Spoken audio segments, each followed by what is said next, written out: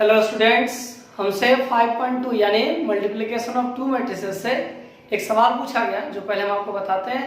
उसके बाद आज हम transpose of a matrix start करेंगे।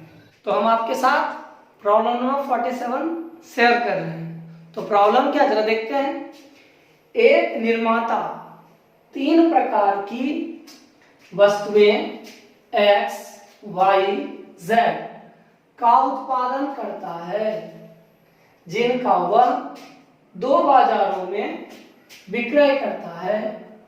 वस्तुओं की वार्षिक आय बिक्री नीचे सूचित है। पहले बाजार में 10,000, 2,000, 18,000, जबकि दूसरे बाजार में 6,000, 20,000, 8,000। सवाल नंबर ए में है कि यदि x, y तथा z के इकाई विक्रय मूल्य 2.5 रुपया, 1.5 रुपया तथा 1 रुपया, तो आप बीजगणित की सहायता से ज्ञात कीजिए कि प्रत्येक बाजार से कुल राजस्व कितना प्राप्त होगा। और दूसरा जो सवाल है वो है यदि उपरोक्त तीनों उत्पादों का इकाई लागत मूल्य 2 रुपया, 1.5 रुपया तथा 50 पैसा हो तो कुल लाभ ज्ञात करें। यानी इस सवाल में हमें कुल विक्रय मूल्य और कुल लाभ बताना है। अब जब हम इस सवाल को बनाना प्रारंभ करेंगे तो हम क्या सोचेंगे, क्या हम ऐसा करें जिससे कि ये चीजें हम बना पाए हुई आसानी से। इसके लिए सबसे पहले ये देखना होगा कि हमें लाना क्या है, हम इसमें क्या प्राप्त करना चाहते हैं। तो इसमें हम एक अमाउंट पहले बाजार का और दूसरा अमाउंट दूसरे बाजार का निकालना चाहते हैं। यानी हमको सेपरेट अलग अलग हर एक बाजार का डाटा तैयार करना। तो इसमें ये कंफर्म है कि यहां पर हम या तो 2/1 या 1/2 में रिजल्ट चाहेंगे। इसका मतलब ये हुआ कि गुणनफल आव्यूह का जो कोटि होगी वो 1/2 हो या फिर 2/1, ये हमको चाहिए। अब इसके लिए हम आपको बताते हैं। मान लीजिए कि हम जो गुणनफल आव्यूह का कोटि ज्ञात करने वाले हैं वो 2/1 है। यानी हम जो ज्ञात करने वाले हैं उसका ऑर्डर हम 2/1 रखते हैं। इसका मतलब क्या हुआ कि उसके पंक्तियों की संख्या 2 और स्तंभों की संख्या 1 हो। तो चलिए हम आपको आव्यूह के गुणनफल याद दिलाते हैं। तो वहां हम लोग पढ़े थे कि यदि एक मैट्रिक्स A हो जिसकी कोटि m/n हो, दूसरा मैट्रिक्स B हो जिसकी कोटि n/p हो, तो जो अगर हम AB निकालते हैं तो इसका मतलब हुआ कि जब हम AB निकालते हैं तो उसकी पंक्तियों की संख्या A के बराबर और स्तंभों की संख्या B के बराबर होता है। तो पंक्ति इसकी A का पंक्ति M और B का स्तंभ N। इसका मतलब गुणनफल आव्यूह ऐसे होता है। तो हम यहां पर एक मैट्रिक्स निकालना चाह रहे हैं, हमको एक रिजल्ट चाहिए। एक ऐसा मैट्रिक्स में चाहिए जिसमें 2 पंक्ति और 1 स्तंभ। तो वैसे कंडीशन में और हमें यहां 2 मैट्रिक्स चाहिए और इसके आधार पर हम ये देखेंगे कि अगर इसकी पंक्तियों की संख्या 2 है तो पहले मैट्रिक्स के पंक्तियों की संख्या कितनी होगी, 2। इसके स्तंभों की संख्या 1 है, इसका मतलब दूसरे आव्यूह के स्तंभों की संख्या में कितनी होगी? तो 1 होगी।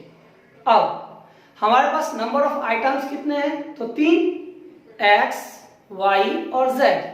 इसका मतलब इसमें 3 चाहिए और यहाँ भी 3 चाहिए।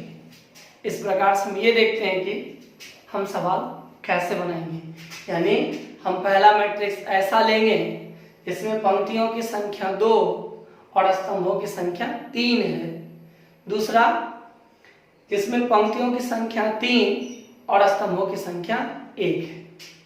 तो आप लोग सवाल को गौर से देखिए, आपको दिख जाएगा क्या कीजिएगा। अगर आप सवालों को गौर से देखिए तो पहले बाजार में x 10,000, y 2,000, z 18,000। दूसरे बाजार में x 6,000, y 20,000 और z 8,000 है। नंबर 1 में हमें कुल राजस्व बताना अर्थात कुल विक्रय मूल्य बताना है, जिसमें x वस्तु का विक्रय मूल्य 2 रुपया 50 पैसा, y वस्तु का विक्रय मूल्य 1 रुपया 50 पैसा और z वस्तु का विक्रय मूल्य 1 रुपया है। लेकिन इसमें हम आव्यूह की कोटि हम जिस तरह से आपको समझाए थे उसी के आधार पर लिए हैं। और अगर इतना पता है तो अब आप आसानी पूर्वक इसे हल कर सकते हैं। आप सभी को याद है कि 2 आव्यूहों के गुणनफल में हम पंक्ति को स्तंभ के साथ बारी बारी से गुना करते हैं। तो मेरा हो जाएगा 10,000 into 2.50 plus 2,000 into 1.50 plus 18,000 into 1। फिर यहाँ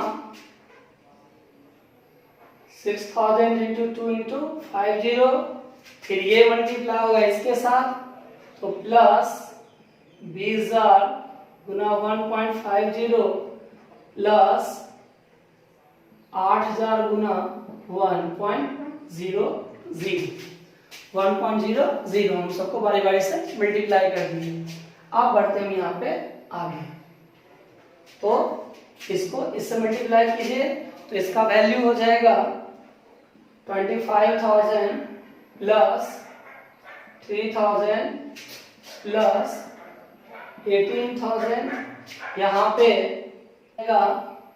15,000 हो जाएगा प्लस 3,000 फिर प्लस 8,000 और अब सबको ऐड कीजिए तो आपको मिलेगा 46,000 और 53,000। अर्थात पहले बाजार से इतना राजस्व की प्राप्ति होती है और दूसरे से इतना। हम फिर से आपको बताते हैं कि इस प्रॉब्लम में आपको जिस ऑर्डर से माने हैं उस ऑर्डर से चीजों को रखना है। यानी हम मान के चले थे पहला हम 2/3 ऑर्डर का मैट्रिक्स बनाएंगे तो इसमें पंक्तियों की संख्या 2 और स्तंभों की संख्या 3 रखी गई, जबकि इसमें हम 3/1 ऑर्डर का मैट्रिक्स बनाया। और आप सभी को पता है कि आव्यूह में पंक्तियों को हम लोग बारी बारी से किसके साथ गुना करते हैं? स्तंभों के साथ। और इस प्रकार से जब हम इसको बारी बारी से गुना करके जोड़ते हैं तब हमें ये डाटा प्राप्त होता है। अब सवाल दूसरा सवाल में हमें क्रय मूल्य दिया गया है, यानी लागत पता है हमें। तो अगर विक्रय मूल्य पता हो, ये हमारा विक्रय मूल्य हो गया, और अगर हम लागत निकालें तो लाभ बराबर क्या होगा? विक्रय मूल्य माइनस क्रय मूल्य, यानी विक्रय मूल्य घटा क्रय मूल्य, यह लाभ के बराबर होता है। तो दूसरे सवाल यानी बी नंबर में आपसे लाभ पूछा जा रहा है तो हम लाभ बताते हैं, जबकि इसमें प्रत्येक वस्तु की क्रय मूल्य दी गई है हमें। यानी पहला x का कीमत 2, y का कीमत 1 और z का कीमत 50 पैसा, जिसके बराबर हमें ½ रुपया मिल गया, यानी 1/2 रुपया। अब हम इसको सॉल्व करते हैं। तो आइए, हम सभी जानते हैं कि हम पंक्ति को बारी बारी से स्तंभ के साथ मल्टीप्लाई करते हैं। यहाँ हो जाएगा 10,000 गुना 2 प्लस 2,000 गुना 1 प्लस 18,000 गुना 1/2, यहाँ हो जाएगा 6000 गुना 2 प्लस 20000 गुना 1 प्लस 8000 गुना 1/2, और इससे हमें मिलेगा यहाँ पे 20000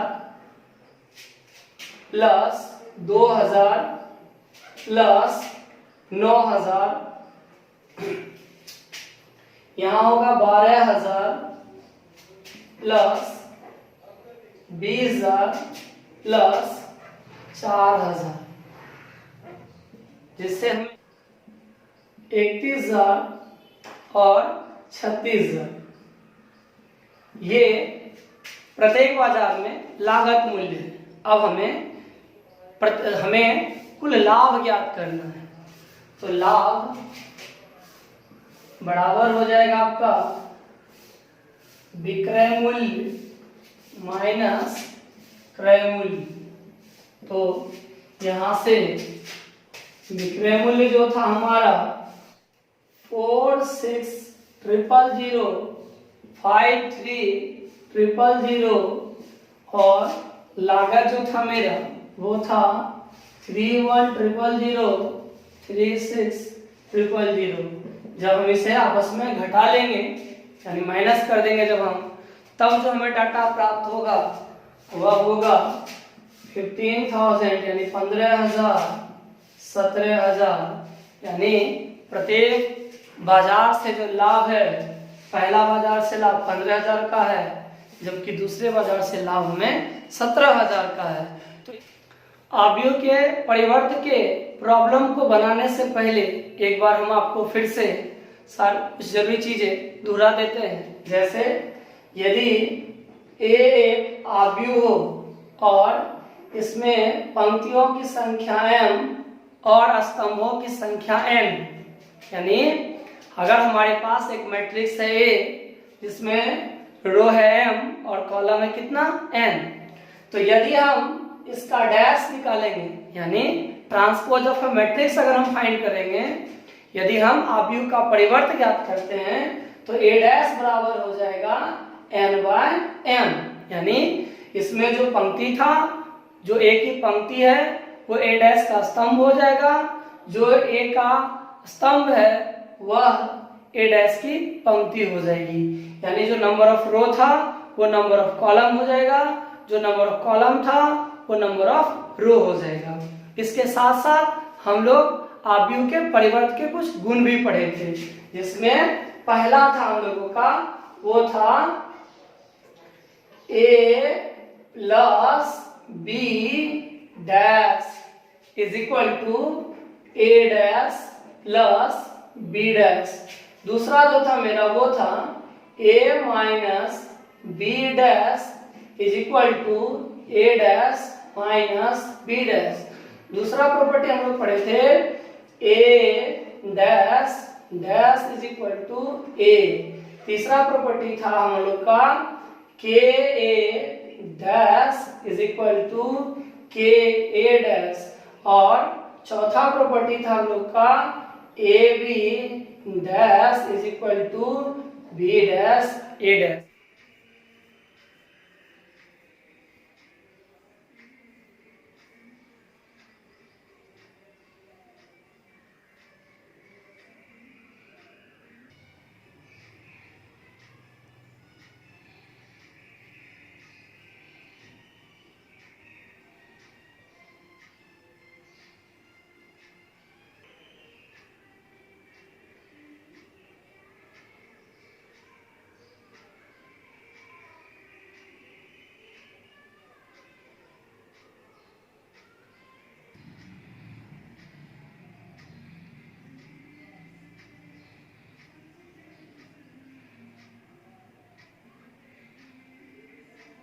एक से लेकर के 8 तक जो सवाल दिख रहा है आपको वो एक जैसा है। तो आइए इसमें से हम आपको कुछ प्रॉब्लम बताते हैं। हम आपको 4 नंबर सवाल बताने वाले हैं, जिसमें है कि यदि A इक्वल्स टू 2 1 3 4 1 0 और B जो है वह मैट्रिक्स है किसका, तो 1 -1 0 2 5 0, तो इसमें हमें प्रूफ करके दिखाना है कि A B dash equals to B dash A dash, ये होता हमको करके दिखाना है। तो आइए हम लोग इसको बनाते हैं। तो इसको सॉल्व करते हैं। यहाँ पे हमें सबसे पहले ए बी ज्ञात करना है। जब हम ए बी निकाल लेंगे तब हम ए बी डैश निकालेंगे। आइए सबसे पहले हम ए बी निकालते हैं।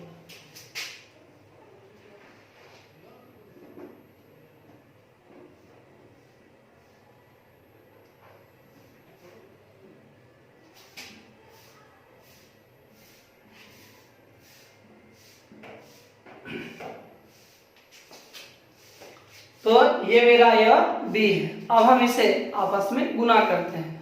आप सभी को पता है कि पंक्ति जो है वह बारी बारी से गुना होता है स्तंभ के साथ, यानी हम लोग रो को बारी बारी से कॉलम के साथ मल्टीप्लाई करते हैं। तो हम लोग यहाँ पे रो को कॉलम के साथ मल्टीप्लाई करेंगे।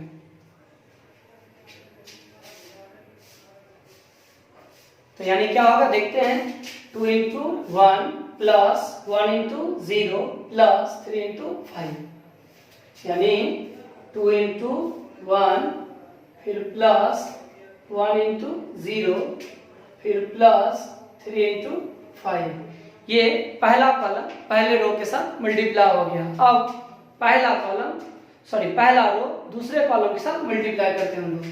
तो 2 इंटू -1 प्लस 1 इंटू 2 फिर प्लस 3 इंटू 0। इसी तरह नीचे भी, तो 4 into 1 plus 1 into 0 plus 0 into 5, यानी 4 into 1 plus 1 into 0 plus 0 into 5। फिर इसी तरह से 4 इंटू -1 1 इंटू 2 0 इंटू 0, यानी 4 into -1 plus 1 into 2 plus 0 into 0। अब हम लोग इसको आगे देखते हैं।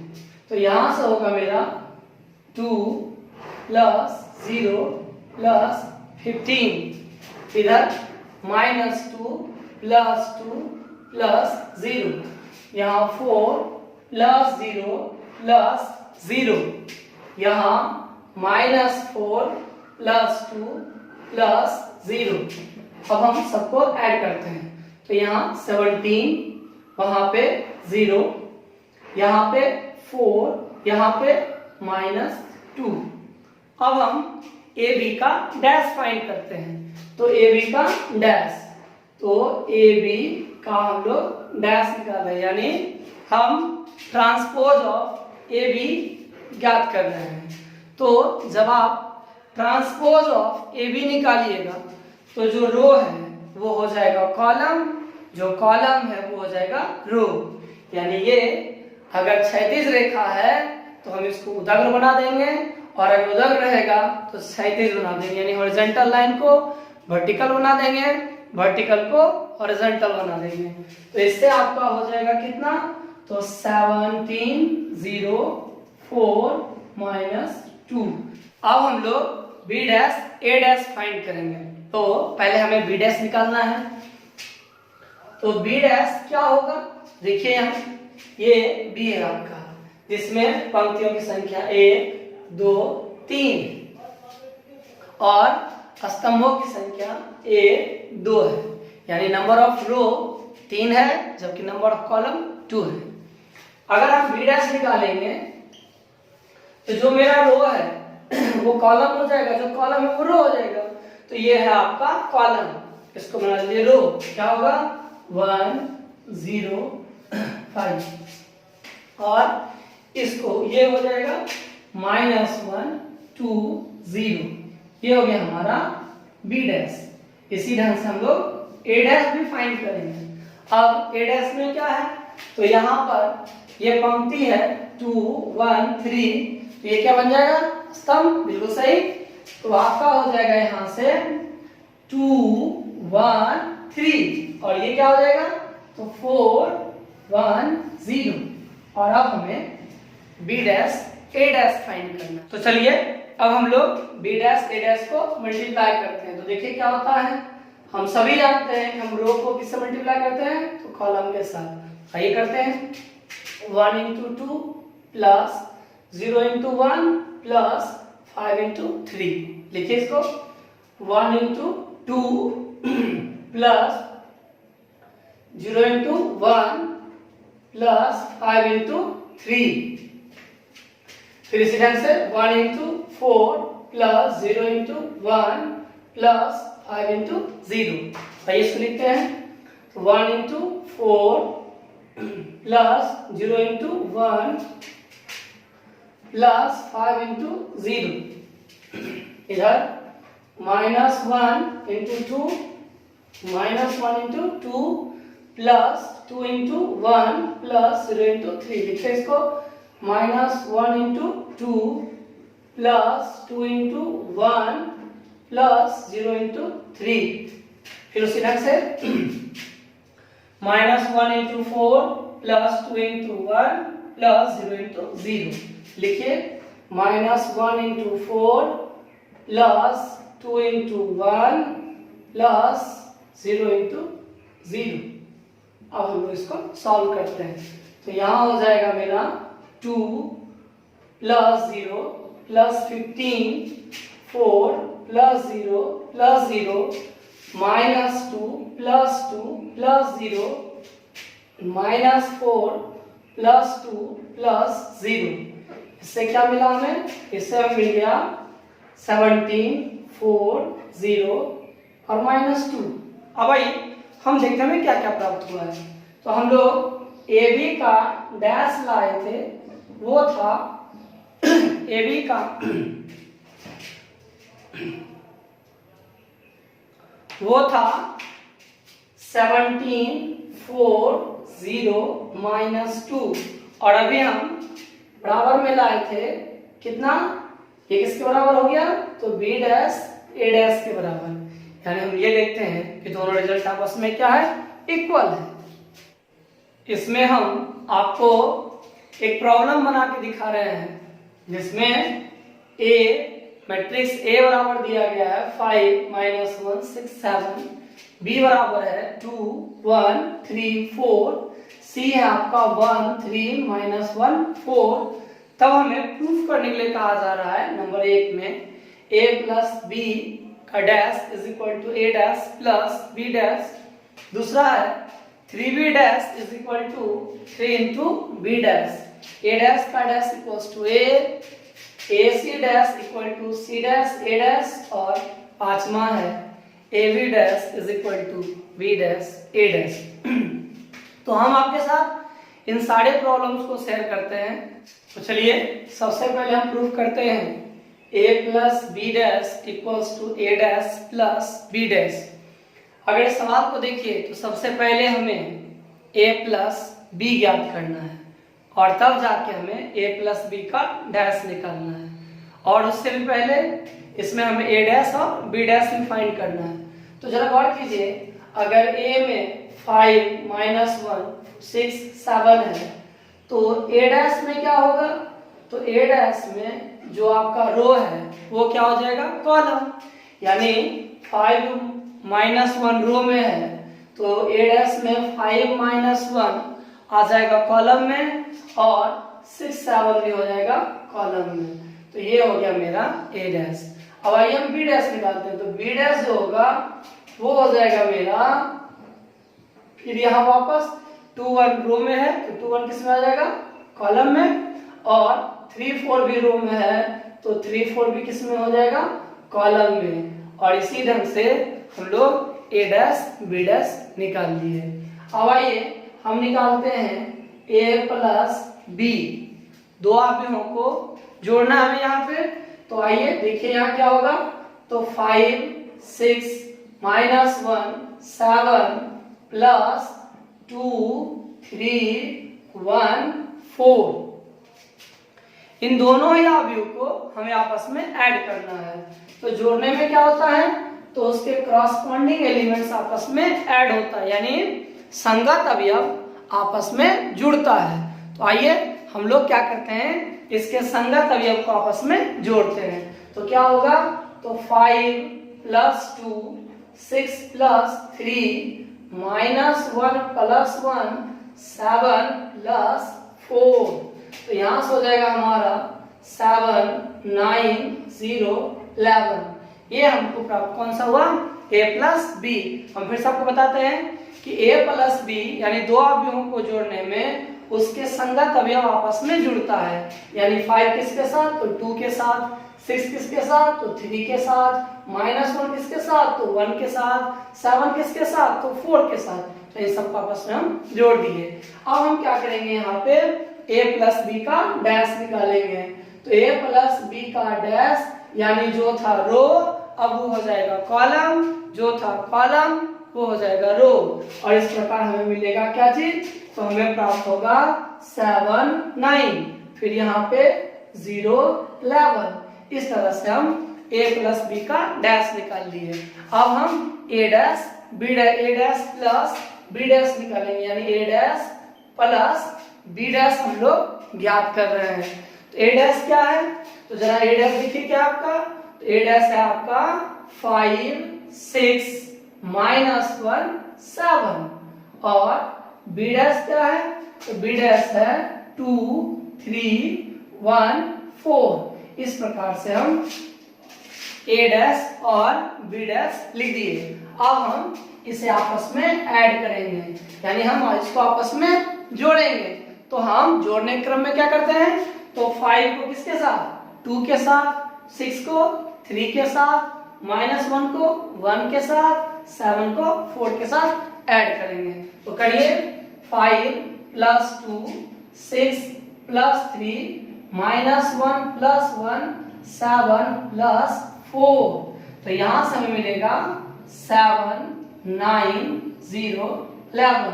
इस तरह से क्या देखते हैं कि a plus B dash a dash plus b dash के इक्वल्स है। इसीलिए हो गया मेरा a plus B dash is equal to a dash plus b dash. अब आइए दूसरा में हमें 3a dash equal to 3 into a dash proof करना है। यानी इसमें भी हमें सबसे पहले 3a निकालना है। तो हम लोग 3a निकाल रहे हैं। 3a की जगह क्या है, तो ये है आपका 5 -1 6 और 7।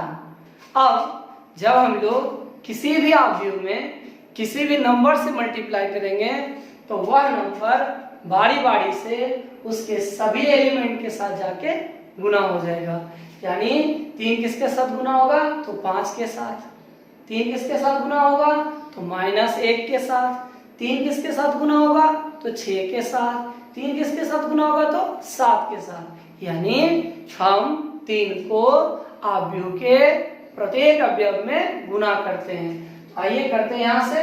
तो हो जाएगा 5 3 जा 15, 3 6 3 जा 18 और 21। इस तरह से हम 3a फाइंड किए। अब हमें 3a का डैश निकालना है, यानी रो को कॉलम बनाना है और कॉलम को रो। तो 3a डैश जब निकालेंगे तो जो रो है वो बन जाएगा कॉलम और जो कॉलम है वो रो। यानी क्षैतिज रेखा उदग्र रेखा हो जाएगा, उदग्र रेखा क्षैतिज रेखा। यानी 15 -3 18 21। ये हमारा हो गया 3a डैश। अब हम निकालेंगे 3 इंटू a डैश। अब 3a डैश मतलब जो रो है वो कॉलम, जो कॉलम है वो रो। तो ये हो जाएगा 5 -1 6 7। पीछे की तरह ही हम 3 को इसके प्रत्येक अवयव के साथ बारी बारी से गुना कर लेंगे। तो क्या होगा हम लोगों का 15 18 -3 21। और अगर इन दोनों को गौर से देखिए तो दोनों आपस में क्या है, इक्वल है। इसीलिए हो गया हमारा 3a dash is equal to 3 into a dash. तो यही दूसरा था। तीसरा नंबर है a डैश का dash is equal to a। आइए हम इसको देखते हैं। तो सबसे पहले तो a हमें पता है, हम पहले इसमें a डैश फाइंड करेंगे। a डैश क्या होगा हमारा, तो 5 -1 6 7। ध्यान दीजिए, जो रो था, जो यहाँ पे रो था वो यहाँ कॉलम हो गया है, जो रो था वो कॉलम हो गया, यानी हमें a डैश मिल गया। अब अगर हम a डैश का डैश निकालेंगे, यानी हम इसका a डैश का इसका हम क्या करेंगे, परिवर्त ज्ञात करेंगे। तो परिवर्त कैसे ज्ञात करते हैं हम लोग, तो सबसे पहले जो रो है उसको कॉलम यानी पंक्ति को हम स्तंभ बनाते हैं। आइए इसको बनाते हैं, तो ये हो जाएगा मेरा कितना, तो 5 6 -1 7। अब हम लोग ध्यान से अगर देखें तो ये वाला और ये दोनों आपको एक जैसा दिखाई देगा, यानी कहने का मतलब ये हुआ कि a dash dash is equal to a, यही आपका तीसरा था। चौथा नंबर में हमें प्रूव करके दिखाना है AC dash equal to C dash A dash, और इसके लिए सबसे पहले हमें AC ज्ञात करना होगा। तो आइए हम लोग सबसे पहले AC निकालते हैं। तो यहाँ देखिए A क्या है, तो A आपका हो गया 5 -1 6 7, और C क्या है, तो C हमारा है, ध्यान दीजिएगा, C है 1 3 -1 4, और अब हम निकालते हैं AC। अब आप सभी लोग जानते हैं कि हम लोग पंक्ति को गुना करते हैं किसके साथ, स्तंभ के साथ। तो आइए हम लोग इसको बारी बारी से गुना करते हैं, यानी पहला पंक्ति का एलिमेंट है 5 -1, तो 5 -1 बारी बारी से गुना होगा किसके साथ, तो 1 और -1 के साथ, यानी 5 × 1 प्लस -1 × -1। तो आइए इसको लिखते हैं 5 × 1 प्लस -1 × 1, और इसमें क्या होगा फिर, तो 5 × 3 प्लस -1 × 4, यानी 5 × 3 प्लस -1 × 4।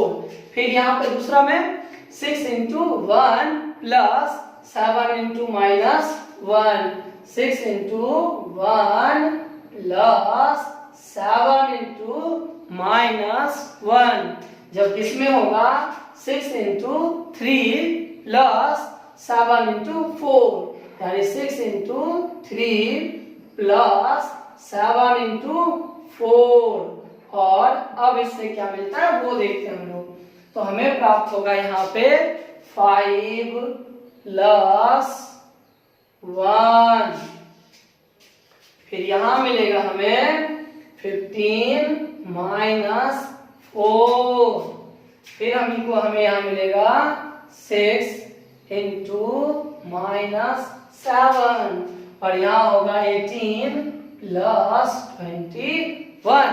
अब हम सबको ऐड करते हैं, तो 5 1 6, और 15 में जब 4 सब्ट्रैक्ट कीजिएगा तो 11, 6 में 7 जब सब्ट्रैक्ट कीजिएगा तो -1, और यहाँ 18 और 21 को जब हम ऐड करेंगे तो हम लोगों का हो जाएगा 39। इस प्रकार हम लोग अभी AC निकाले।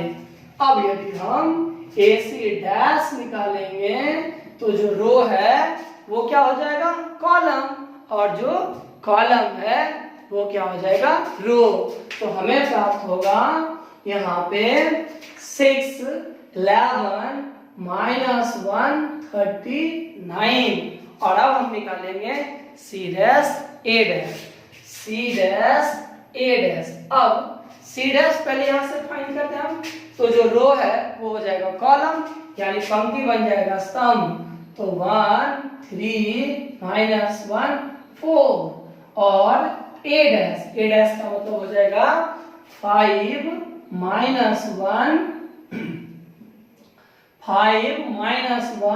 6 7। अब इसको भी आपस में गुना कर लेते हैं, तो यहाँ क्या होगा पहला का, तो 1 × 5 प्लस -1 × -1, यानी 1 × 5 प्लस -1 × -1।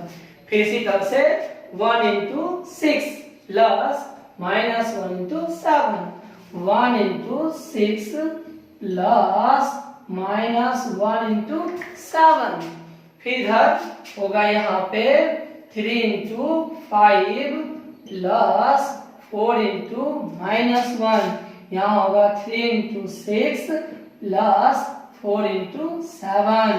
और अब हम लोग इसको सॉल्व करेंगे तो क्या होगा वो हम लोग ध्यान से देखते हैं।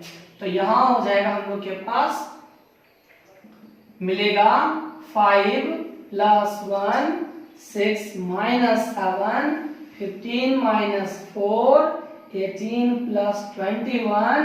जब इसे सॉल्व किया जाएगा तो हमें मिलेगा 6 माइनस 1 11 39। और अगर इसे और इसे यानी इस टर्म को और इसको ध्यान से देखिए तो दोनों आपको आपस में इक्वल दिखाई देगा। इस प्रकार हम यह देखते हैं कि AC dash equal to C dash A dash.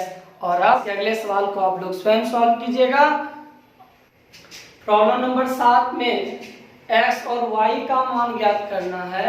यदि a बराबर 1/3 1 2 2 2 1 माइनस 2 x 2 y हो और शर्त है a dash equal to a dash a into I3, तब हमें x और y का मान ज्ञात करना है।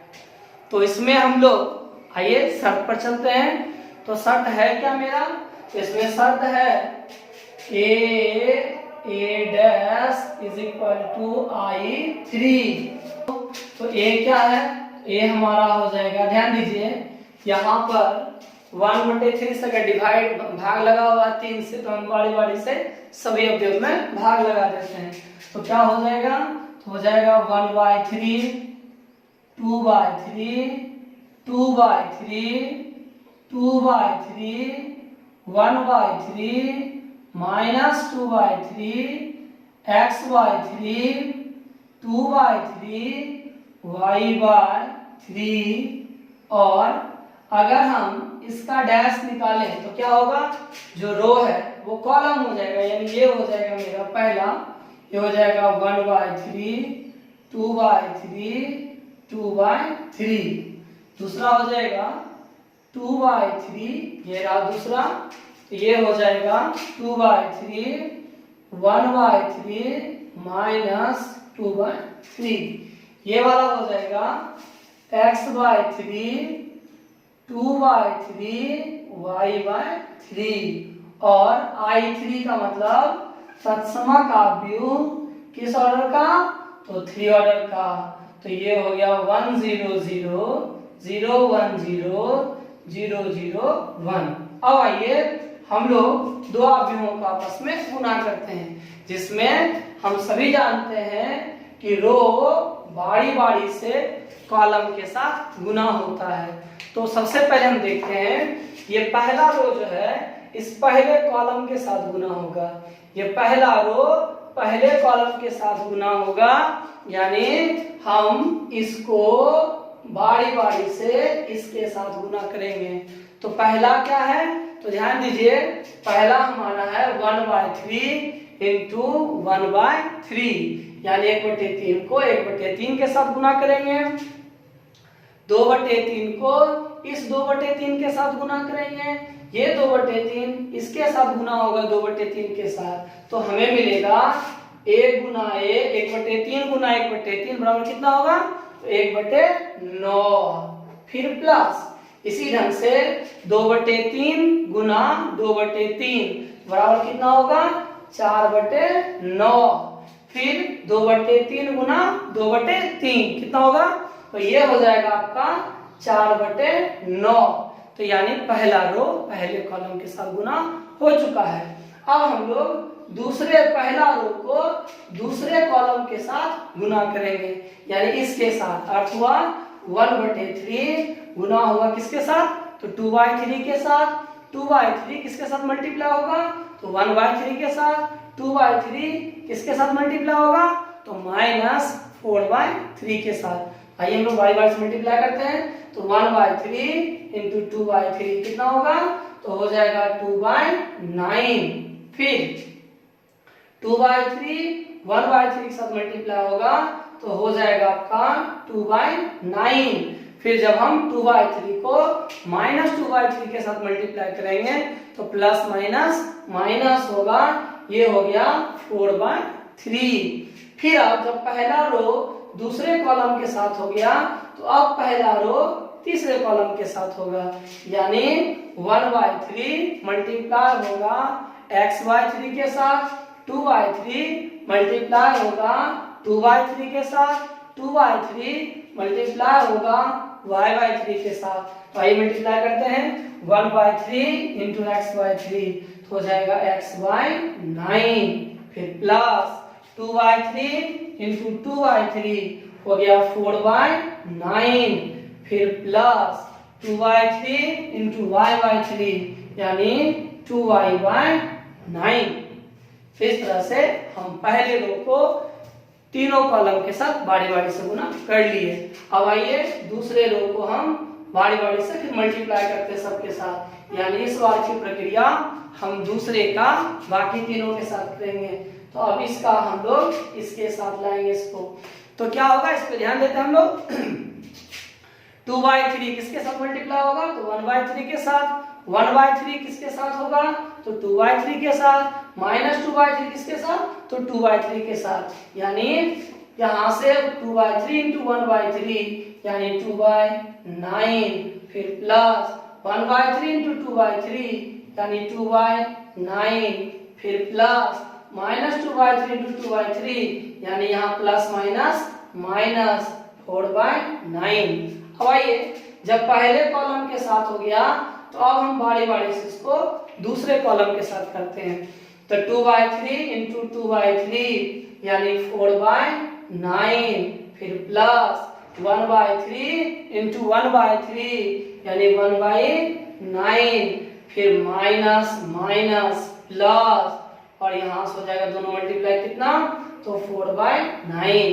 अब आइए यहां देखिए, जब पहला रो दूसरा रो दूसरे कॉलम के साथ में हो गया, अब हम दूसरे रो को तीसरे कॉलम के साथ मल्टीप्लाई करेंगे तो क्या होगा 2/3 into x/3 equals to 2x/9, फिर 1/3 इंटू 2/3 यानी प्लस 2/9, फिर -2/3 y/3 यानी -2y/9।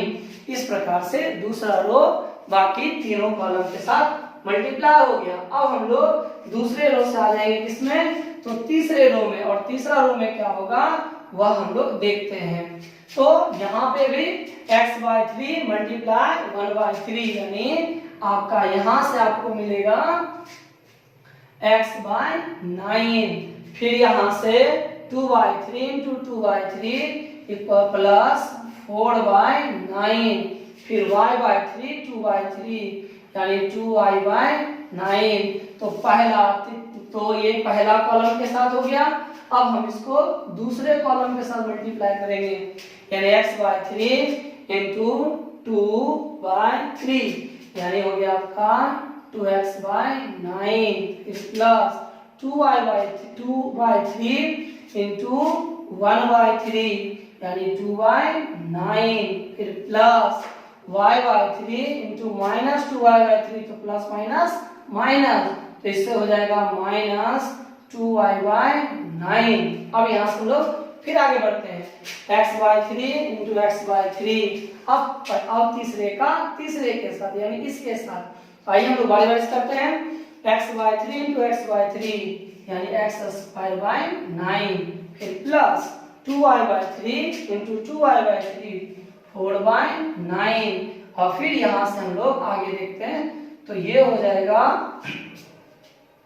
y²/9, और इधर इक्वल्स मिला हमको कितना है इधर तो यहाँ मेरा है 1 0 0 0 1 0 0 0 1। अब हम लोग यहाँ से आगे देखते हैं, आगे क्या है कि दो मैट्रिक्स यानी दो आव्यूह अगर बराबर होता है तो उसके संगत अवयव इक्वल होते हैं। तो यहां से हो जाएगा हमारे पास कितना तो 1 + 4 + 4 यानी 9, 9/9 कितना होगा तो 1 होगा। फिर नीचे देखते हैं तो 2 + 2 4, 4 में से 4 0 यानी यहाँ हो गया 0, फिर यहाँ x plus 4 plus 2y, x plus 4 plus 2y by 9। अब आइए दूसरे में 2 प्लस 2 यानी 4, 4 में से माइनस 4 यानी 0, तो ये हो गया मेरा 0। फिर यहाँ 4 प्लस 1 यानी 5 प्लस 4 यानी 9, 9 बाई 9 यानी 1। फिर आइए नीचे 2x plus y plus 2 minus 2y यानी 2x plus 2 minus 2y by 9। Next आगे x plus 4 plus 2y by 9 यानी x plus 4 plus 2y by 9। फिर नीचे यहाँ पे 2x plus 2 minus 2y, 2x plus 2 minus 2y by 9। और यहाँ नीचे x square plus 4 plus y square by 9 is equal to कितना है मेरा, तो 1 0 0 0 1 0 0 0 1। अब हम सभी जानते हैं कि अगर दो अवयव आपस में बराबर हो तो उसके संगत अवयव जो होते हैं वो आपस में क्या होते हैं, समान होते हैं। तो आइए हम लोग दोनों को बराबर करते हैं। x plus 4 plus 2y by 9 is equal to 0। यहाँ से मेरा होगा x plus 2y is equal to minus 4, 9 उधर जाके 0 हो जाएगा, प्लस को उधर जाके माइनस हो गया पहला। तो अब हम लोग इसको ले लेते हैं, तो वहां क्या है, तो 2x plus 2 minus 2y by 9 is equal to 0। तो यहां से हो जाएगा मेरा कितना, तो 2x minus 2y equal to minus 2। क्यों, क्योंकि 9 0 था, उधर जाके मल्टीप्लाई खत्म हो गया, प्लस 2 था, उधर जाके माइनस हो गया। अब दोनों से 2 कॉमन निकाल के हटा दीजिए, तो x minus y equal to minus 2 by 2। इससे x minus y is equal to minus 1। ये हो गया दूसरा। अब इन दोनों की हेल्प से आपको x y का वैल्यू निकालना है। तो x plus 2y is equal to minus 4 और x minus y equal to minus 1। अब हम दोनों को ऐड कर देते हैं। तो यहाँ पर ऐड करने से होगा नहीं, तो हम क्या करेंगे, दोनों को सब्ट्रैक्ट करेंगे। तो ये सब्ट्रैक्ट करते हैं तो माइनस प्लस और ये भी प्लस, तो ये x x कैंसिल, यहाँ हो गया 3y इक्वल्स टू माइनस 3। और अब अगर हम इससे y का वैल्यू देखें तो y का वैल्यू हो जाएगा कितना, तो माइनस 1, 3 3 कैंसिल हो जाएगा। अब आइए यहाँ से फिर आगे देखते हैं हम लोग, तो x minus y is equal to कितना है मेरा, minus 1। x minus y equal to कितना है, माइनस 1। तो y का वैल्यू रखिए, तो x minus minus 1 equals to minus 1, यानी x minus minus plus 1 is equal to minus 1। x equal to minus 1 minus 1, यहाँ से हमको x का वैल्यू क्या मिलेगा, तो माइनस 2। यानी यहाँ पर हम देखते हैं x is equal to minus 2 एवं y is equal to minus 1। इस तरह से हमें x और y दोनों का वैल्यू मिल जाता है।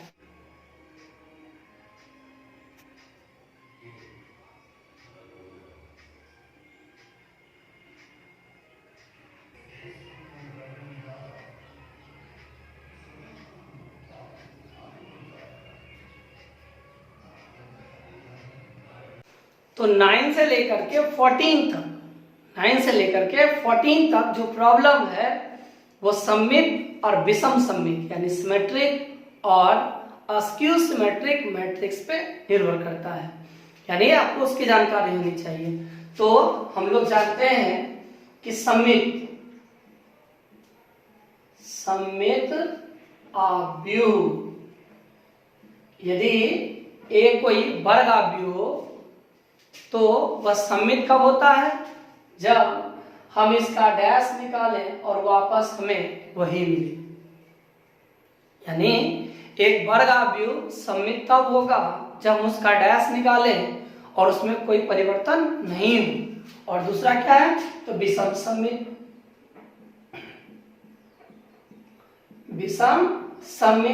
विषम सममित अव्यूह क्या है, तो एक ऐसा वर्ग अव्यूह जिसमें हम जब उसका डैश निकालें तो वह अपने माइनस के बराबर। 9 का नंबर एक प्रॉब्लम है कि यदि a 3 - 4 1 - 1 अवयव है तो दिखाए कि a - a⁻t एक विषम समित अवयव है। विषम समित अवयव का मतलब यदि हम इसका डैश निकालें तो ये अपने माइनस के बराबर हो, लेकिन इस चीज को देखने के लिए हमें सबसे पहले a - a⁻t फाइंड करना होगा। तो आइए सॉल्यूशन देखते हैं हम लोग। तो सबसे पहले a क्या दिया गया है, a है 3 - 4 1 - 1। अब हम लोग a पर पावर t निकालते हैं। a पर पावर t का मतलब जो रो है उसको कॉलम बना देंगे, तो 3 - 4 1 - 1। अब हम a - a⁻t निकालते हैं।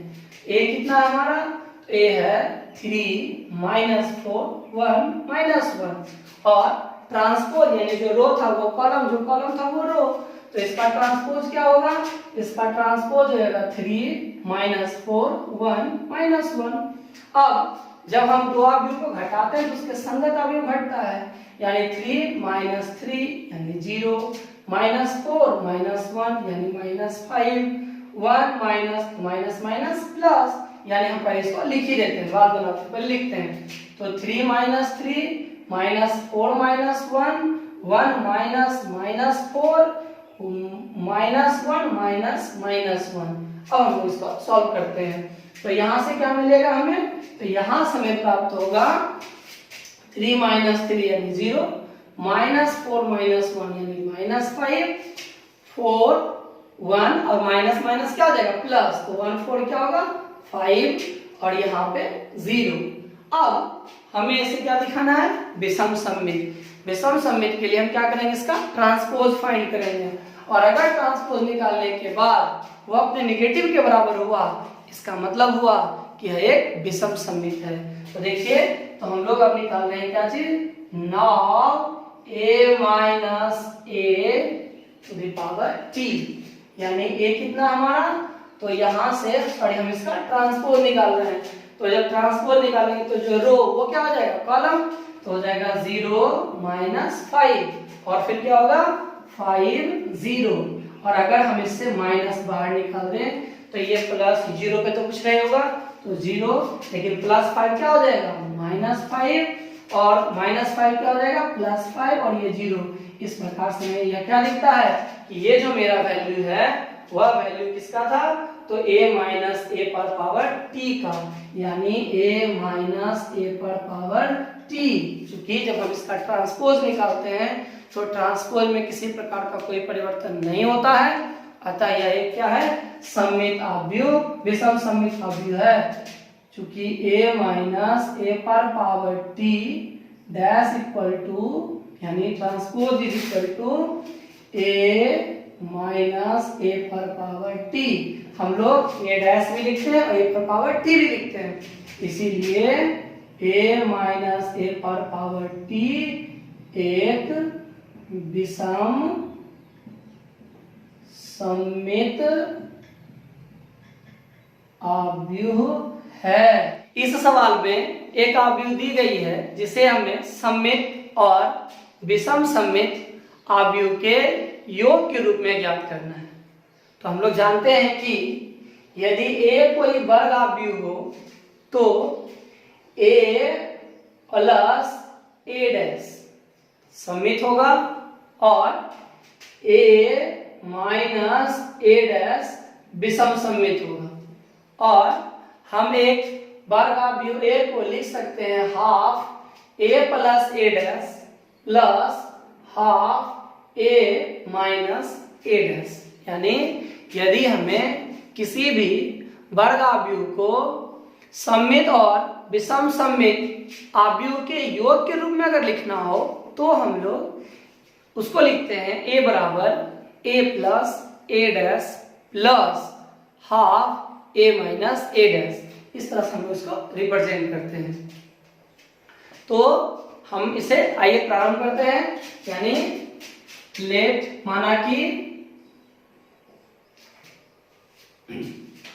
आइए हम लोग प्रारंभ करते हैं। तो माना कि a बराबर 1 2 3 6 8 1 3 5 7। अब हम लिखते हैं a is equal to half a plus a dash plus half a minus a dash. अब आइए इसको सॉल्व करते हैं। तो यहां से बढ़ते आगे हम लोग, यहां होगा हाफ a के जगह पे क्या होगा, तो 1 2 3 6 8 1 3 5 7, फिर प्लस a डैश यानी रो बन जाएगा कॉलम, कॉलम बन जाएगा रो, यानी क्या होगा, तो 1 2 3 ये रो था, लिखिए कॉलम में, फिर 6 8 1 3 5 7, ये हो गया हमारा a प्लस a डैश। फिर हाफ a कितना है, तो 1 2 3 6 8 1 3 5 7, फिर यहाँ माइनस, यहाँ कितना हो गया, तो होगा 1 2 3 6 8 1 3 5 7। अब आइए हम इसे प्लस करते हैं, तो हाफ, चलिए ऐड करते हैं हम लोग, होगा 1 प्लस 1 यानी 2 2 प्लस 6 यानी 8 3 प्लस 3 यानी 6 6 प्लस 2 यानी 8, फिर यहाँ से 8 प्लस 8 यानी 16 1 प्लस 5 यानी 6 3 प्लस 3 यानी 6 5 प्लस 1 यानी 6 7 प्लस 7 यानी 14। फिर यहाँ से बढ़ते हैं हम और हाफ, अब इसे हम घटा लेते हैं, तो 1 माइनस 1 0 2 माइनस 6 यानी माइनस 4, फिर 3 माइनस 3 यानी 0, फिर यहां से बढ़ते हैं 2 6 माइनस 2 यानी 4 8 माइनस 8 यानी 0 1 माइनस 5 यानी माइनस 4 3 माइनस 3 यानी 0 5 माइनस 1 यानी 4 7 माइनस 7 यानी 0। अब हम हाफ सब में भाग लगा देते हैं, तो 1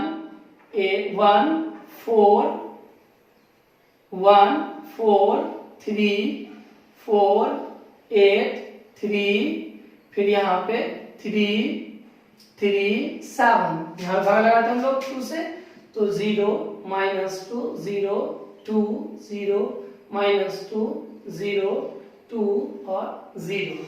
इस तरह से हम ये देखते हैं इसमें कि हम किसी वर्ग आव्यूह को सममित और विषम सममित के रूप में लिख सकते हैं। अब आप लोग सारे प्रॉब्लम को बना के देखिएगा, जो भी आपसे नहीं बने वो आप हमें कमेंट बॉक्स में लिख दें।